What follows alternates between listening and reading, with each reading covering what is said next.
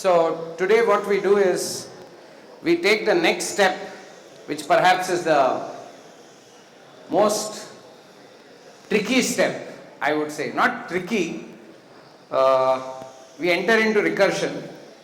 As I said before, the day it takes, I will tell you, that this is just to ensure that you people don't get frustrated easily. It takes about 2 years. I told you, by third year, you will be writing good on your own for complex problems also. You will be able to write recursion, but it will take 2 years. Okay? So you will have to have the patience, because I have seen that happening, and if you can write it by third year, you are fine. Okay? Even then you are fine. Yeah. Some of you may fire early, but this is my general observation, that most of our good students take about 2 years to get to recursion. And as I told you, once you get recursion, you are in good shape. That means you can write most of the problems easily. So this time, in this semester, we'll do some basic recursion. Just introduce idea of recursion, do some basic problems on recursion just to get a hang, and it will continue. The recursion journey starts now and continues after semester to semester. Language will change, paradigm will change, but the concept will remain essentially the same. Obviously, as you move from semester to semester, the type of problems that you have to solve with recursion also will get increasingly complex, and you will have to develop that eye or that mind where when you look at a problem, you know, oh, this is how I need to write the recurrence. Believe me, that takes about, as I said, time and a lot of problem solving experience. It just doesn't come naturally, and it can be obtained through our classes. Some people get it through doing a lot of lead code. Some people get it through a lot of code chef. Now somebody asked me this question, not here but there, that do we train for competitive programming? We train for actually job-oriented programming. There is a borderline between job-oriented programming and competitive programming, right? That boundary, part of that boundary is recursion. See, competitive programming for your batch, we have introduced a course in 3.2. So we have now 2 courses. One is called Design and Analysis of Algorithms, which you do in 3.1 for your batch. No, even for your senior batch. And for the second semester, 3.2, we have a whole course on competitive programming. Again, what is competitive programming? That's a completely different domain of programming, where you compete with ICPC, that is the intercollegiate programming competition, which is held all over the world. Some of our students in the past have got ranks in ICPC, which are in the first 200. That is 200 top programmers in the world. There are 2 students who did that. But that takes a huge effort from your side also. It's not we alone who can do it, obviously. Some people ask me, what is the recipe? What is the thing? How many hours? I already told you 2 to 3 hours of programming every day is a standard thing which you need to do. Also, there is this book which maybe I'll introduce a little later, which you need to read. Initially, you may not follow anything. But what I've seen is, if you start hitting that book early, sometimes, the more time you spend with the book, sometimes things make easier. Things become easier simply by practice. Okay?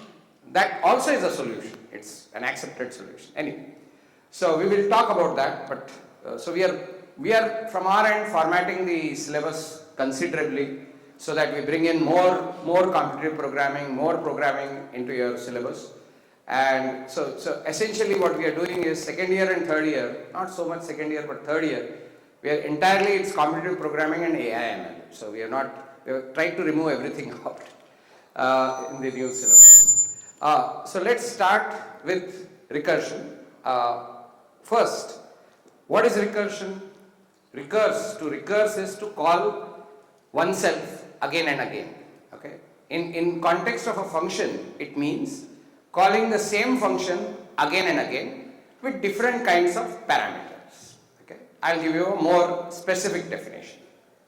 The classic definition they use is that of the factorial. They say factorial is an excellent example of recursion. Why?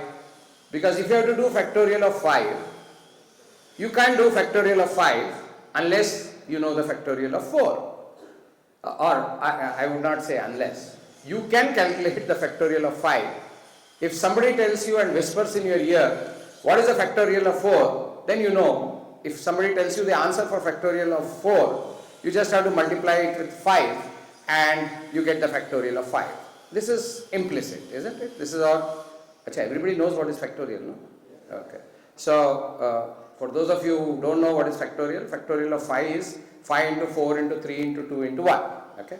And notionally, factorial of 1 is called 1 and factorial of 0 is also 1.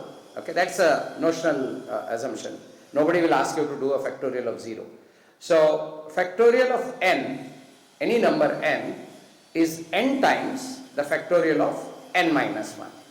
So, it goes to prove that if I have a function which somehow can give me the factorial of n minus 1, then I can easily say what is the factorial of n. Now, this concept of recursion has its foundation in something you would have done earlier. In 10 plus 2, I think, I don't know where you do nowadays, there is a principle of mathematical induction. Does that ring a bell? Somewhere in intermediate or wherever.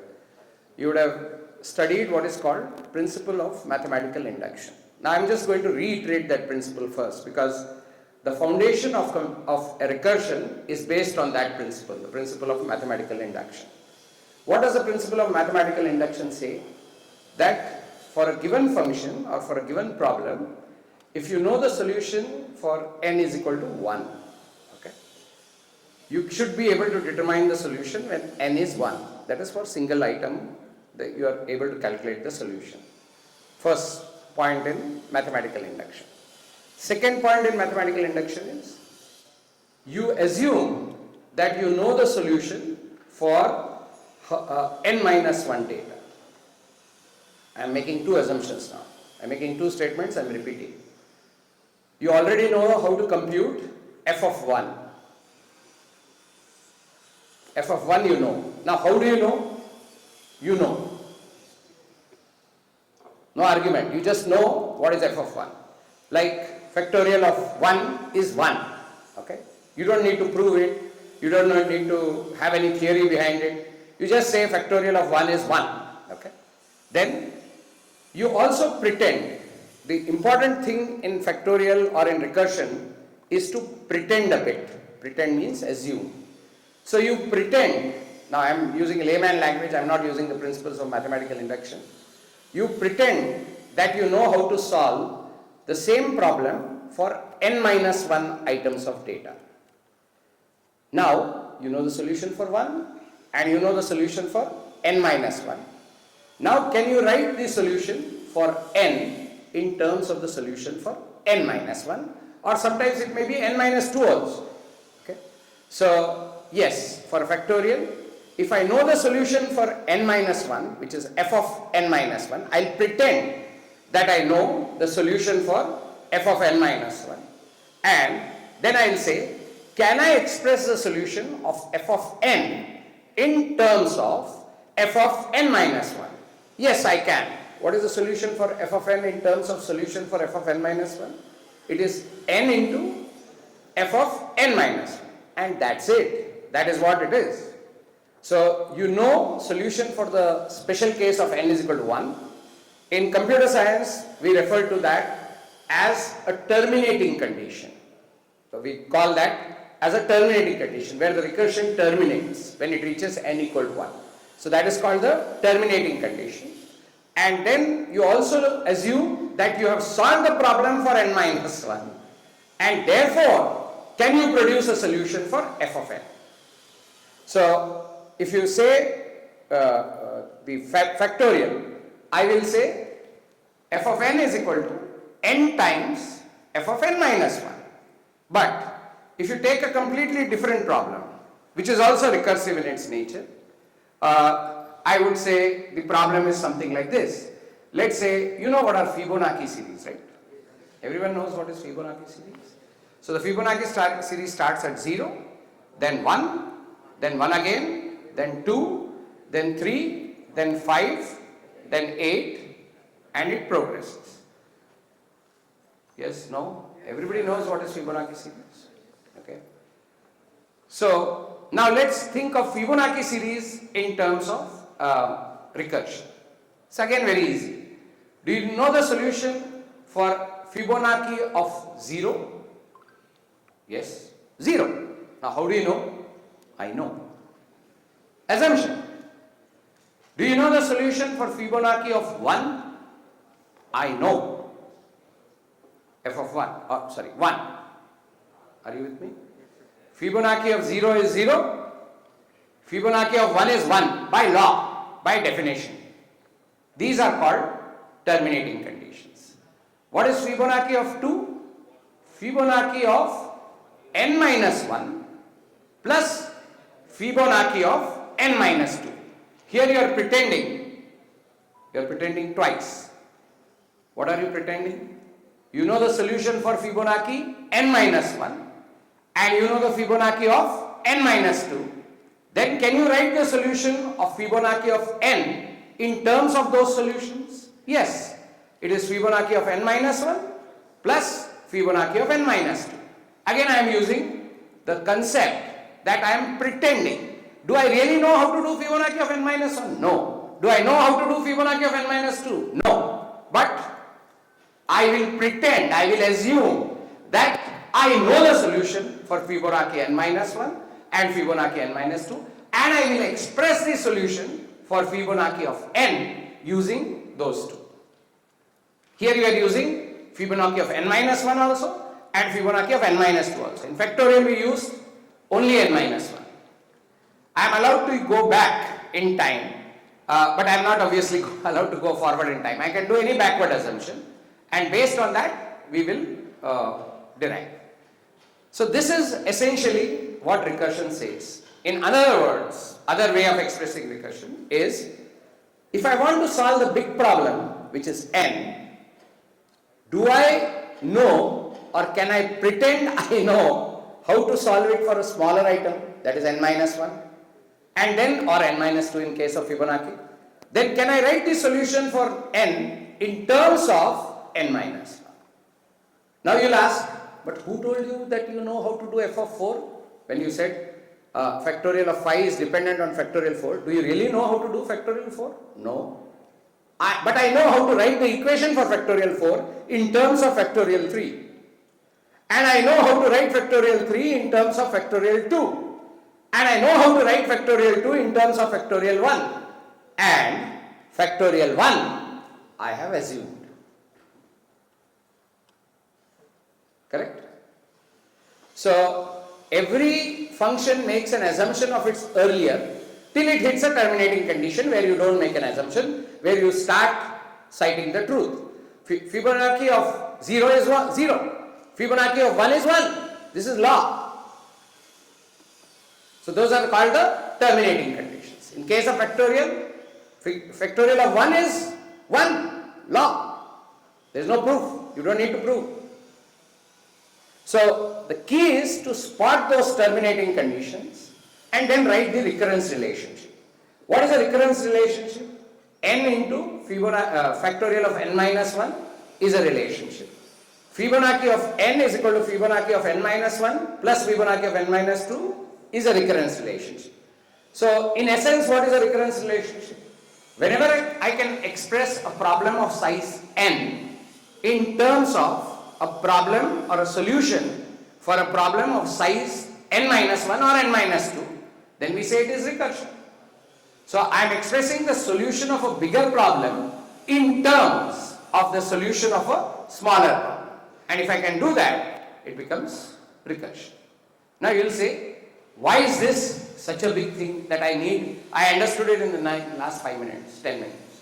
Why are you saying it takes 2 years to get it right? Well, the problems become complex and it's not apparent, like Fibonacci.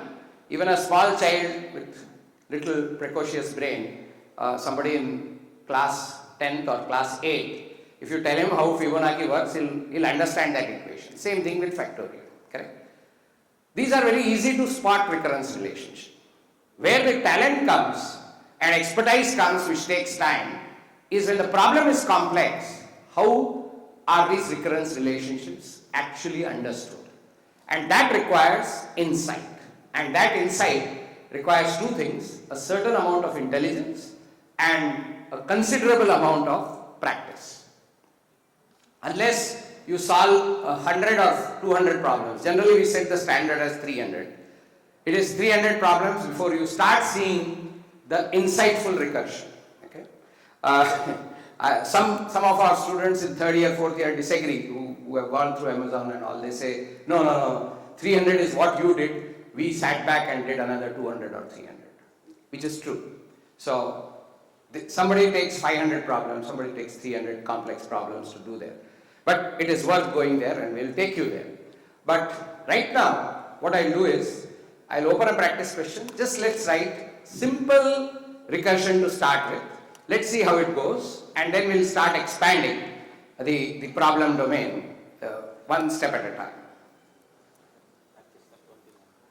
29. Okay, please open that practice lab 29. 29. Yeah. So we will write factorial recursion, because that is the first example we do. So I will write the function first called factorial. Now what does it take? It takes the n and returns an int, correct? What will factorial do? It will take a number and produce its factorial. So int, return value of fact is int, and parameter is also an int, obviously. Okay. So now how do you write it? Okay. So let's go to the factorial. First thing that you do whenever you are writing any recursion, and I would really recommend this as a good habit to do, what is the termination of the recursion? When does it end? Like I said, Fibonacci of 0 is 0. Fibonacci of 1 is 1. Sometimes these are obvious, sometimes they are by law, and sometimes you have to determine them, these terminating conditions. In complex problems, you have to think quite a bit and determine where should the recursion terminate. And really clever people know how to terminate a recursion at a clever point. So we will say, if in our case, in case of factorial, the termination is at n equal to 1, where assumption starts. The realm of logic ends and the realm of assumption starts. So that is where we say the termination condition is put. So if n equal 1, we simply say return 1, because the factorial of 1 by law and by condition is 1. I have written something very trivial. If n equal 1, that is, you ask me to find the factorial of 1, I will not do any finding. I will blindly say it is 1. I will not use any logic. I will not use any procedure. I will simply say and pronounce to the world that the factorial of 1 is 1. Don't ask me why. I am not going to give a reason. Correct? This is what we call a terminating condition. So if n equal 1, return 1. Else, that means n is not 1. I am assuming that n is positive and all that. We can write some condition to check. It is, let's not go there. So else n is not 1, okay, but positive number. So if n is not 1, then what should I return? Return the factorial of any other number is that number into, if I can find or pretend that I can find, the factorial of n minus 1. And that's it. Okay. Now, you see there, do you understand why now this is called a recursive function? Because the function is calling itself, but not really itself, but with a reduced size of input. If it was called with 5, it is calling another factorial which it has not been written yet for 4. But the answer for anything which is not equal to 1 is expressed in terms of n into factorial n minus 1. That is how it is expressed. And that kind of makes sense. This is a very simple function. So you know how it is going to progress. When you call for factorial 5, it is going to call for, so they draw what is called as a trace for factorial 5. Let me just draw it here, and this is only for, I am sure most of you have figured it out. So the way it is going to happen is factorial of 5, when I call it with 5, it is going to trigger calling of 5 into factorial of 4, which is going to trigger calling of 4 into factorial of 3. Okay, I am just shortening that factor. Then this is going to trigger into 3 into factorial of 2, and this is going to trigger into 2 into factorial of 1, which factorial of 1 by law we are saying is 1. So this, when you are computing factorial of 2, it is going to say 2 into factorial of 1, which is automatically going to return back with a 2. So this is going to get evaluated to 2. Then 2 into 3 is 6. So 6 is going to come back as a result of factorial of 3. So you notice, okay, and then 6 into 4 is going to come back as 24, and so that is the factorial of 4 into 5 is going to come back as 120. That is 24 into 5. So if you notice, when I call factorial, I am called with factorial 5. I in turn call factorial 4. So I put that 5 on the stack, I put 4 on the stack and call factorial 4. Then factorial 4 calls factorial 3. So you see, internally a stack is getting built up of multiple invocations of the same function again and again. Only thing difference is each function code is the same, but the data it is working with is always reducing by 1. So you see, many factorials are getting called without the first factorial finishing. Till the last factorial, if you observe this trace, till factorial 1 gets computed, the kickback doesn't start, the unwinding as we call. The unwinding of the stack happens at factorial of 1, where it terminates, it doesn't call anymore. So that is called the unwinding. You wind and then you unwind. It's like you wind a spring around something and then it starts unraveling, unwinding. Okay, so that is called the unwinding of the recursion. So the unwinding of the recursion, if you notice, starts from factorial of 1 and then it goes back like a coil swinging back again. It goes to factorial of 2. The answer comes for factorial of 2, which brings the answer to factorial 3, which brings the answer for factorial 4, and which brings the answer for factorial 5. So while you are invoking, you are not getting anything back. You are just coiling the wire again and again in a smaller turn. The first turn is for 4, the next turn is for 3, the next turn is for 2, and when the turn comes to 1, it doesn't go forward, it starts going back. If you visualize it in your mind, it starts unwrapping itself or unwinding itself with the answers coming from the earlier step. So that's how the whole recursive stack starts coming up. So now if you run it, you will see that we will say printf of factorial of 5, factorial of %d is %d. Okay, so we'll say here n and f of n, factorial of n. Factorial is a traditional example taken, but we will soon discard that tradition and move ahead. Okay, we'll run it, then we'll think a little bit more on it, and then we'll move to the next exercise. Okay, so it says that factorial of 5 is 120. You must have got the same answer. Yes? No? Okay. Now, factorial of n we know how to compute. It is in terms of factorial of n minus 1. We wrote that. Okay. Now, I am just going to move ahead without talking too much, because you will build a mindset for recursion by doing more rather than doing less. So, okay.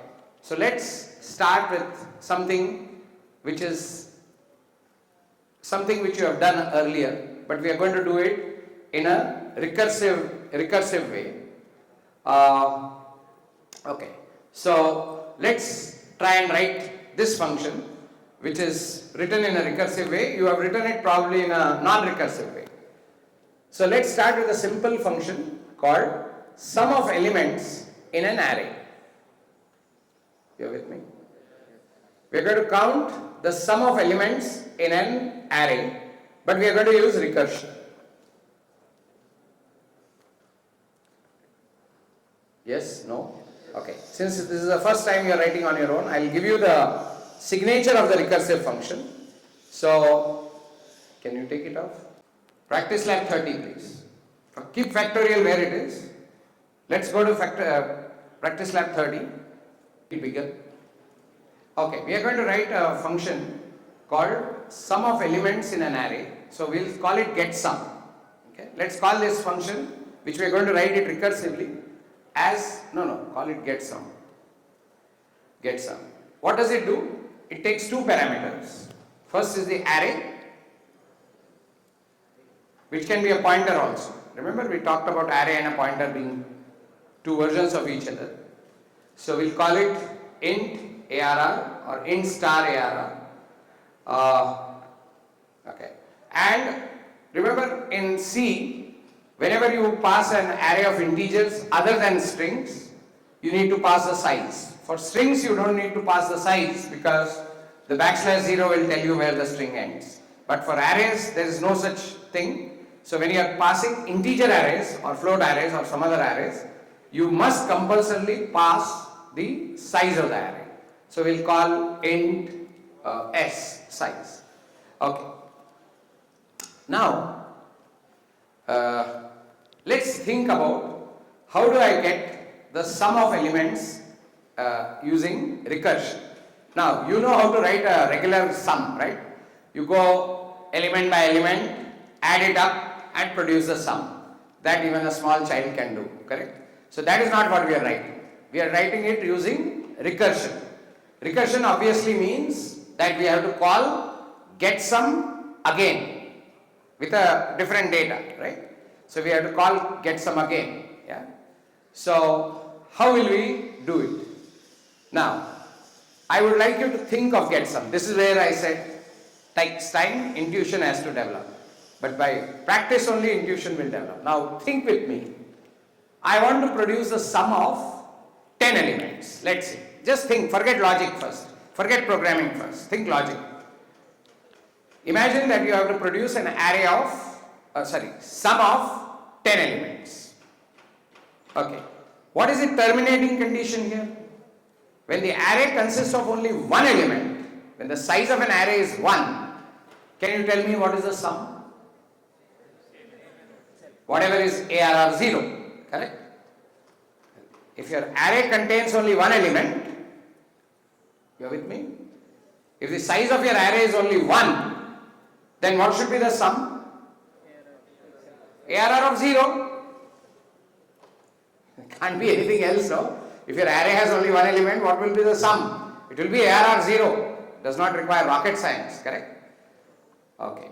Now, so we know the terminating condition, right?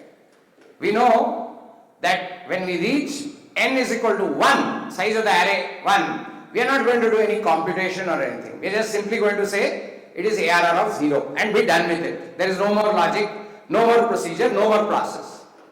However, if n is not 1, what is a sum of array of, let's say, 10 elements? It's not 1, of course. I would argue, and I am sure you would agree, that the sum of array of 10 elements is the sum of array of 9 elements plus the 10th element. I am not saying something very extraordinary. I am saying something very trivial, but there is a lot of meaning there. The sum of an array of 10 elements is sum of the array of 9 elements plus the 10th element is the sum of array of 9 elements plus the 10th element. You are with me? So can I not use this? So let me draw it for a moment.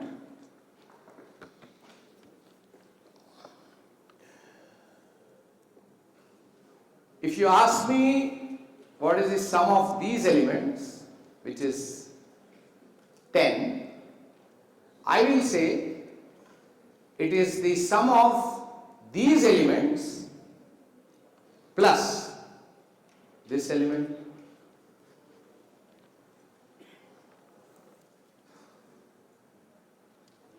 No? Yes?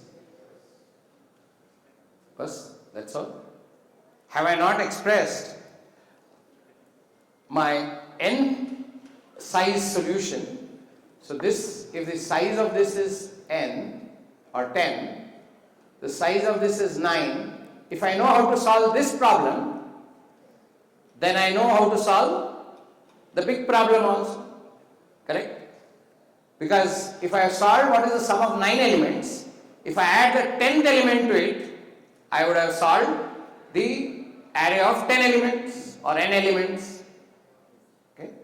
Okay. So now let's see whether we can use this very simple idea and try and solve this. Okay? Let's try and write recursive code for this. Okay? So get some int ARR, int star ARR, because it's an array. You can also say int ARR. You would like square bracket, or are you comfortable with this? No? Yes? I think you should get comfortable with this. This you can write ARR square bracket also, empty square bracket. Array and pointer are two sides of the same story. Okay? And, okay. So I will say if S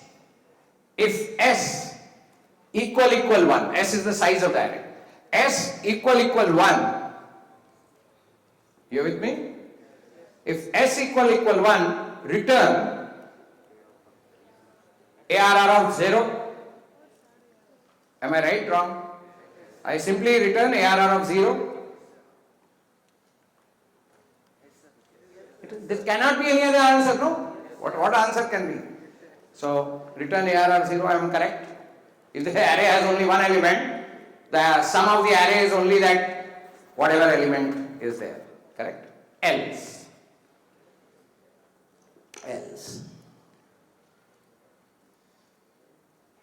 Return, just observe, return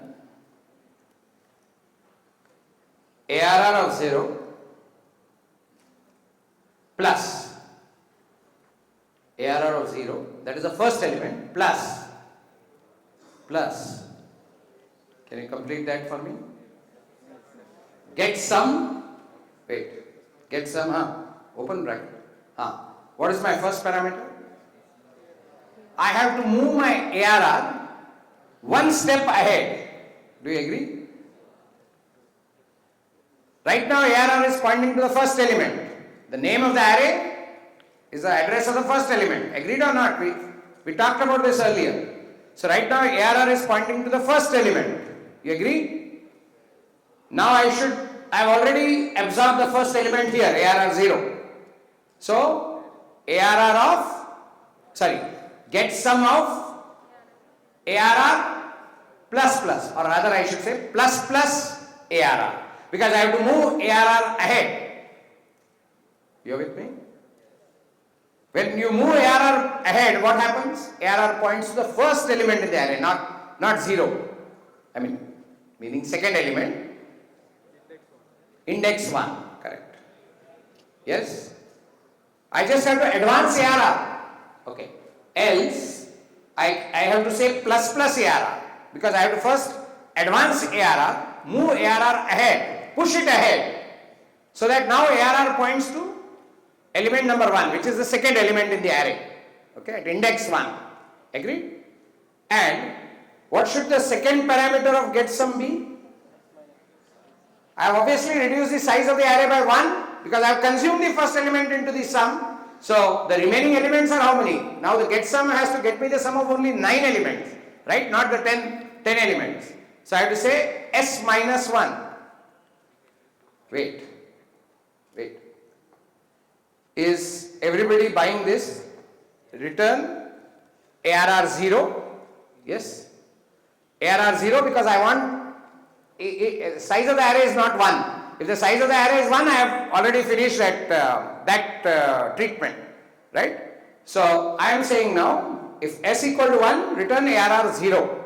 There is no debate on that. It is ARR 0 if the size of the array is 1, the trivial case. Or from a recursive perspective, it is called the terminating condition. So I already defined the terminating condition. Then I am saying, if it is not, size is not 1, what are we going to do? Then I am going to say that it is ARR 0 plus, right? Take this element out of the game and use the same procedure that's why I said the ability to pretend is the strength. If you are good at pretending, you are good at computer science. If you don't know, that is basically to do with your imaginative side of the mind. If your imaginative side is developed, computer science is for you. Imagination is not developed, imagination is only limited to what should I eat next, then it won't work. So ARR 0 plus getSum, I am advancing the ARR one step forward. So I pushed ARR one step forward, and obviously because I pushed ARR one step forward, I reduced the size of the number of elements. The number of elements comes down by 1. That's it. Done. I am done. So now getSum of 9 elements will do the same thing. In order to produce the getSum of 9 elements, what it will do? It will take the ARR 0, which is the second element now, and do the remaining 8 elements. That process will wind itself and unwind itself on itself. I don't have to worry about it. So, okay, let's just see whether we get this going. So in the driver program, let's just create an array. So we'll say int ARR, let's say array of 5 elements. Okay, so save ourselves work. We'll do nothing. Why? You initialize it there itself. I think I told you about static initialization, right? Open flower bracket and put the values. So let's just put some arbitrary values, 10, 20, 30. So ARR 5 is 10, 20, 30, 40, 50. Agreed? Then I will say printf %d. Okay, sum of array equal to %d.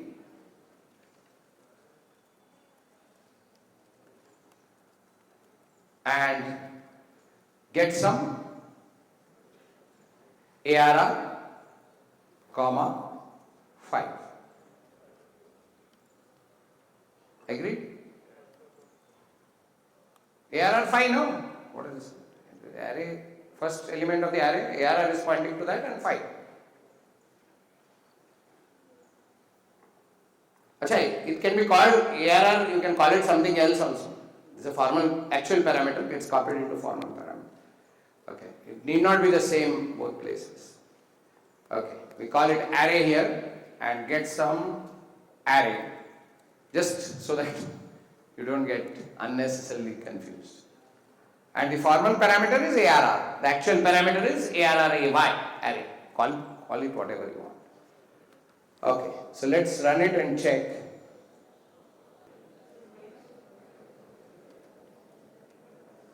Okay, so the sum of the array is coming as 150. That is what we got. 10 plus 20 plus 30 plus 40 plus 50. Are we clear about the answer? Did you understand what we did? Did you understand the recursion there?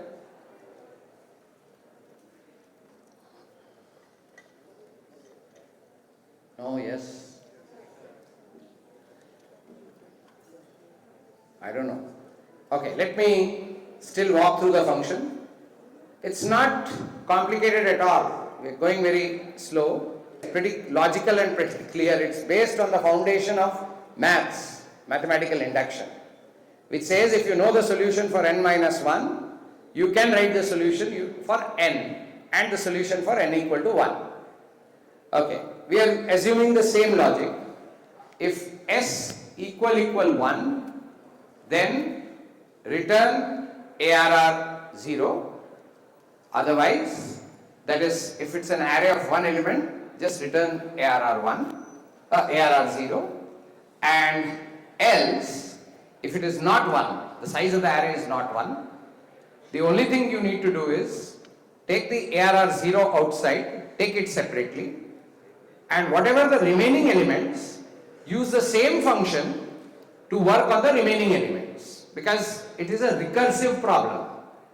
And being a recursive problem, the bigger problem should call the smaller problem, or the bigger function should call the smaller function. Smaller means what? Smaller only in the size of the data it handles. That's how the problem becomes smaller and smaller. And the solution of the smaller problem aids the solution of the bigger problem. So, when I have ARR 0, I've got it, and I know how to produce the get sum of the remaining numbers, and I know how to get it, and add to it ARR 0, I get the sum for 10 elements. Simple thing. Sum of 10 elements is sum of 10th element or first element plus sum of 9 elements. That is all we are saying. We are not saying anything very fundamental or earth-shattering. But the way we wrote it is much more elegant than the way we write addition. Correct? There you will write a for loop. One thing you will notice, in recursive algorithms, we don't use loops. See, the same thing we would have written using a for loop or a while loop to sum up all the elements of the array. Are we using any for loop? Do you see any for loop here? There is no for loop. Correct? We are using the same summation again and again. Indirectly there is a looping, but that looping is via recursion. That is calling the same function again and again. It is getting called again and again, and it is building up upon the solution of the previous one. Now, in most cases, as you will go higher, you will come into third year, finish second year and come to third year, you will realize that just writing recursion will not solve problems, or will not, you will solve the problem, yes, but they will have a thing. Most of the competitive exams which Microsoft or Adobe or Amazon has, they will not expect you to write just recursive code. They will then talk to you and say, they will tell you, not only do you have to write recursive code, it has to be work very fast. Now, recursion by its very definition, if it is written like this, is very slow, because you know there is a stack build-up. If you write, they normally give you problems where if you ask me the equivalent thing, they will say solve 1 million array problem. They will give you an array of 1 million elements and then test whether your code finishes in a particular unit of time or not. That's how they challenge the code, because they have to throw huge amount of data at the problem, which is their test case. So they huge data, and there they test what? Whether you are getting a time limit expired. Then they reject the solution. It may be correct. In a classroom, it will correct. In fact, that's the reason the tesslator also supports now the TLE, the time limit expired. We don't do it for you, but we enable it when you move further. There is a TLE, that is a time limit expired. That is, your algorithm may be correct, your code may be correct, but you have misused recursion.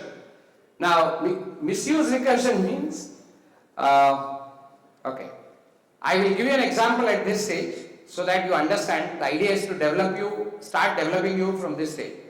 Now, imagine, please think with me, and you will understand, most of you will understand. Suppose I ask you to produce the sum of factorial 5 and sum of factorial 4. Just think yourself. I am asking a different question, not earlier question. I am asking you what is the sum of factorial 5 and factorial 4. We will say factorial 5 separate, factorial 4 separate. Correct? He will say factorial 5 means you have to compute factorial 4. Factorial 4 means you have to compute factorial 3, then factorial 2, then factorial 1. I don't know how many of you are getting me. If I have to compute factorial 5, remember my question is factorial 5 plus factorial 4 you have to produce. You will do factorial 5, factorial 4 like recursion. 3, 2, 1, I got factorial 5. He will restart factorial 4, factorial 4, factorial 3, factorial 2, factorial 1. You are using recursion. The sub-problems are being solved again and again. While doing factorial 5, you already computed factorial 4. Can't you store that result in an array somewhere? You will compute a factorial only if it has not been computed earlier. Am I going too deep? What I am trying to say is, if you have done factorial 5 and preserved the results which you got in between rather than doing it every time, that means you have preserved the result for factorial 2, factorial 3 and factorial 4. When you go to do factorial 4, you don't do it unless if you have done it before. So they call this concept as memoization. Memoization means remembering in memory what you have done earlier. Because in complex problems, the same problems repeat again and again. And a clever programmer will sense, I am doing it here also, I am doing it here also, I am doing it here also. I will do it only once, store the result somewhere, so that the next time that recursion is required, it will do it or ask the system to do it. I will say, is it there already in the array? If I have done this problem before, I am not going to do it again. I am just going to pick up the answer and use that answer. That is called memoization. So these are two concepts: when to use recursion, how do you write a recursive relation, and when to use memoization. So we have solved get sum of array using recursion. Here is another problem. Okay. Want to try this? Get length of a string using recursion. I am going to give you a string. String means array of characters terminated with a \0. I am giving you a string. You have done this earlier using loops. Now get the length of a string using recursion. Very easy question again. Hi. Acha, practice lab 31. Okay. Please go to practice lab 31. So you read a string from the user and get me the length of the string using recursion. Right loops, it's no longer recursion. The essence of recursion is no loops. It's pretty easy. Only thing is, as I said, carefully writing a terminating condition and rest of the story. So we'll say get string length. Get string length, parameter is char star s. That is the string which we have read from the user or somewhere, right? So char star s. Remember, we don't need to pass a size because string itself tells how long it is, right? So go to the \0. Okay. Now, here the smart thing to do is, how do you check terminating condition? If it is equal to \0, return 0. That is the key, because if you give me an empty string with just \0, what am I going to give you back? I am going to give you back 0, right? So I'll say if star of s, what s is pointing to, dereferencing s. Yes, no? You can say even s of 0. If you don't like this way of saying, you can say, but I would prefer you say this. If star of s, what s is pointing to, if it is equal to \0, you remember \0? We discussed this. It's the last character of a string. Okay. If that is the character I have with me, somebody gives you just that character, let's pretend, and says what is the length of this string, I will say return 0. If you're giving me only backslash s, it is, backslash 0, it is return 0. Else means what? S is pointing to some character, correct? So what I can do, I can pick up that character and advance s. So I'll say return, else, return 1 plus. Do you understand why I am saying 1 plus? It's a non-null character. So it can be counted. Non-null characters are counted. So I am putting 1. If it was null character, I would just say return 0. It's a non-null character. So what am I doing? I am taking that non-null character, that's why I am adding 1 to it. Because my job is not to see the characters but to count them. So it's 1 plus get string length of plus s. That is, now I ask s, Mr. S, you move ahead now. I have counted the character you are pointing to. I know it's a non-null character, so I have counted it as 1. But now that I have counted this character, you move ahead. And now let the same function work with 1 character less. So, okay. Now, before that, I hope you understand what's happening here. So, can I have the, yeah. So, if I ask you to find the length of a string, let's say welcome.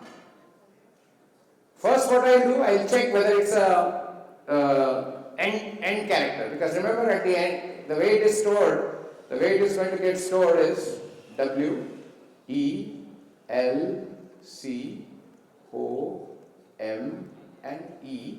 And the last one is going to be backslash 0. And my S is going to point over here. So I'm going to check, is star of S, what is S pointing to? Is it a null character? No, it is not. So I'll say 1 plus. So I count this character, 1 plus. And now the S advances here. I push S forward by saying plus S. I push S forward and I say, whatever this length yields, when the get length works on this, whatever this yields, 1 plus that is the length of the original string. 1 plus get length of plus S. That is, I have asked S, Mr. S, go forward.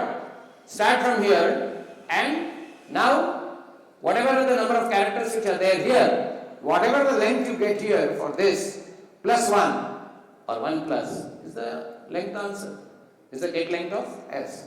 If it is backslash 0, it is 0. So this will give you the get length. Okay.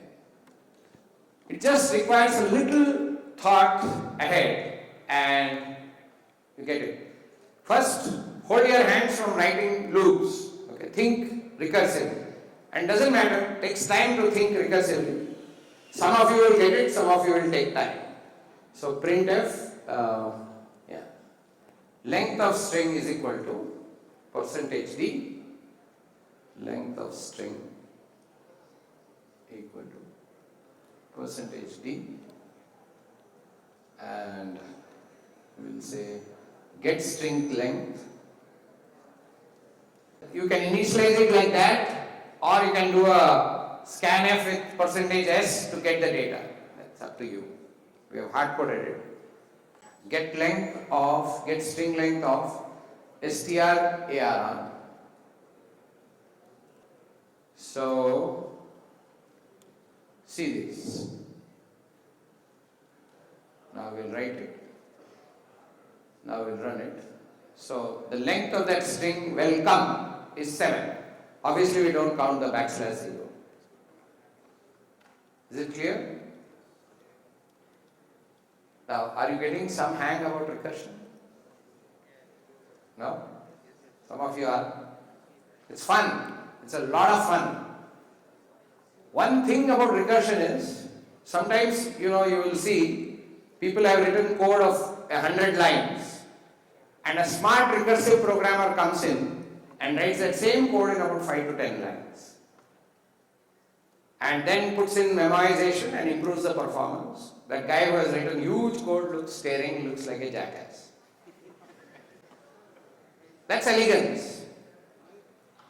There is an elegant programmer and a jackass programmer. Correct? Okay, here is another. You know, given a number,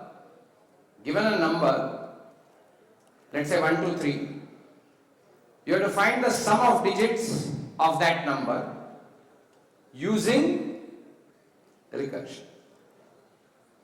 Did I make it correct? Did I say it correctly? Anyway, the question is there. Don't go to practice lab. We have a question with a test case there. Now, sum of digits of a number using recursion. Don't write loops. If you start thinking loops, you will never learn recursion. Okay?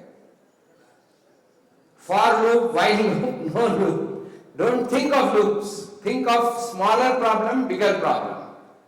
And bigger problem solution coming through the solution of the smaller problem. Think just that and focus your mental abilities only on that. How do I express a solution of a bigger problem using a solution of a smaller problem? What is a smaller problem? How do you express that?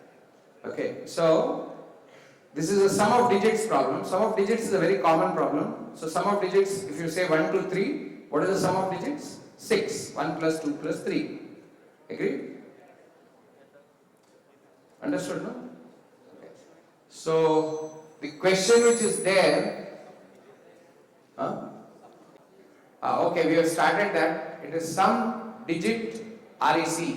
While they are correcting it, how will you do it?